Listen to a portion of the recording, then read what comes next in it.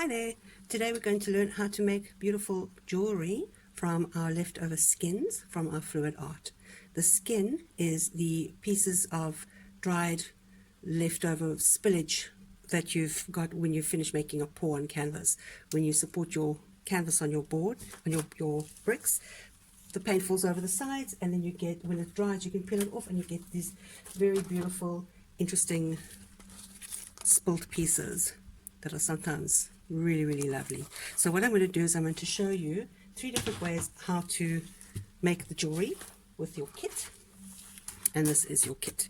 Also comes in your box with a liner that you can work on, and inside you've got what we call bezels, which is basically your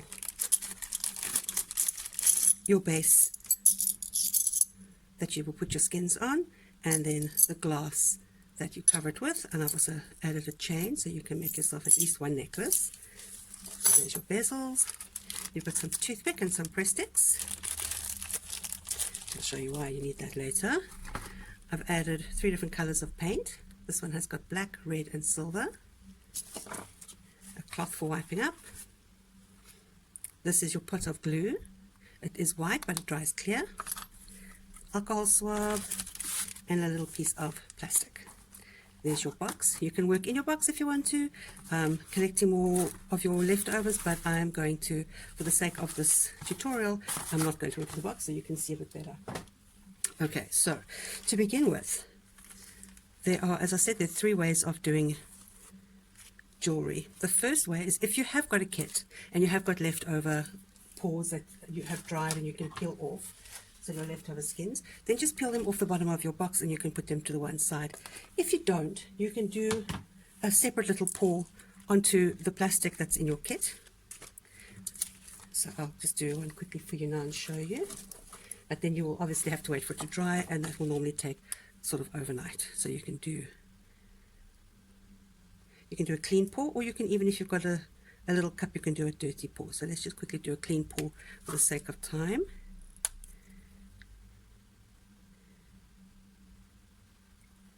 You don't need very much.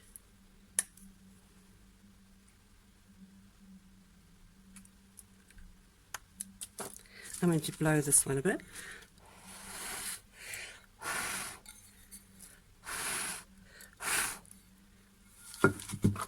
Maybe add a bit more silver. Remember to always give your paints a good shake before you use them, especially if they've been sitting for a while.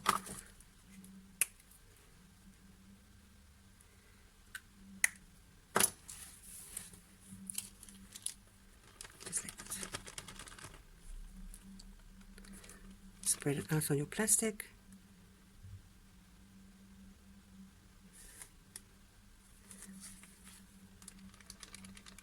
Until you've got some interesting shapes inside. I'm not sure if you can see.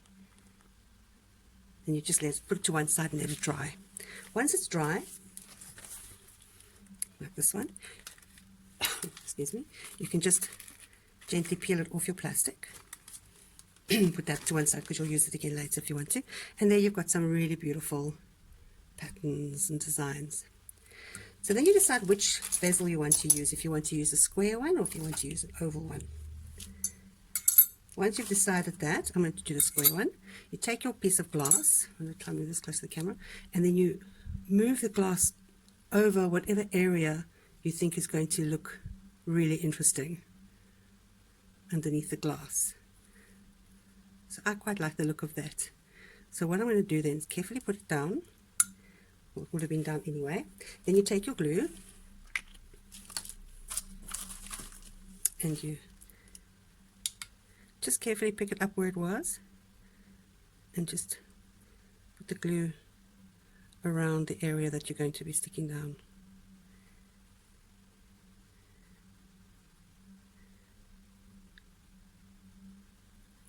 Like so.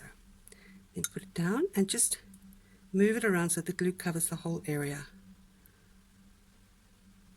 And then basically you just need to put it to one side and let it dry. Once it's dry, you're going to cut it out with a very sharp pair of scissors so that it's stuck, so that all the leftover pieces are basically gone. Then once that is done, you pop it into your, put a little bit more glue into your base, and then you pop it into your base, and there you have your bezel. Another way to do it is to take your ready-made ones as well, and then using a sharp pair of scissors, you can cut it out and stick it directly down onto the bezel. Once that's done, so instead of doing it on the glass like we did with the last one, you can do it directly onto the bezel with your glue. Once that is set into place, you take your glue, and again you cover the whole area.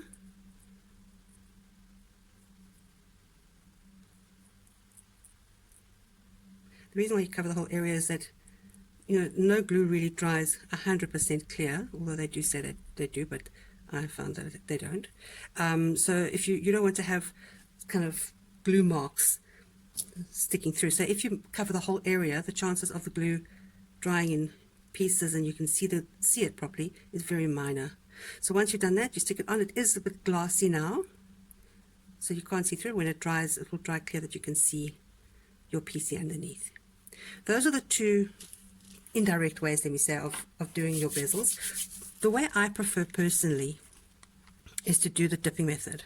And the dipping method is basically, as it sounds, you make your design. You decide if you want to use a square or a round or an oval, and you make it according to that size. So let's say we're doing a square again. Actually, sorry, change my mind, do an oval. Okay, so what you do is you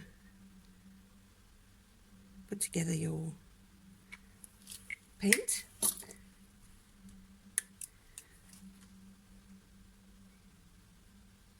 You can do it any way you want to, and you can, of course, you can use any colors you want to as well.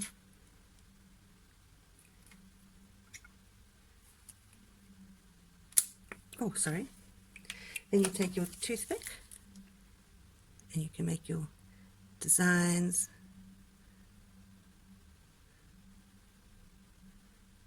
Just make something quite interesting. If you're changing colors and you don't want the black to show through, then just wipe off your toothpick again and you can just add other colors to it. Otherwise it picks up the paint that you used. The toothpick gets dirty very quickly. So if you want to make clean color lines, then just use a clean toothpick or wipe off your toothpick first. And you can add your colors. Then you take your prestick,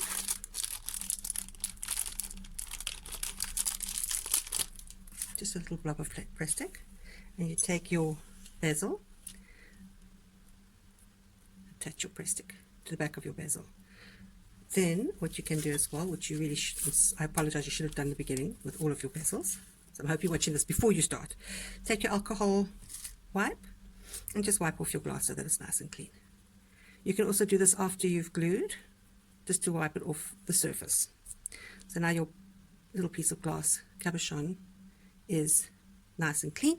You take it and you're going to dip it into the paint and then pull it up and then carefully take off your putty so you can see what it looks like from the front. If you don't like the design that you've made, then you can wipe it off with your cloth, your paper cloth, and then just clean it again with your alcohol wipe. But I quite like this. It came out quite nicely. So you just put it to one side. You can then dip more into the same blob.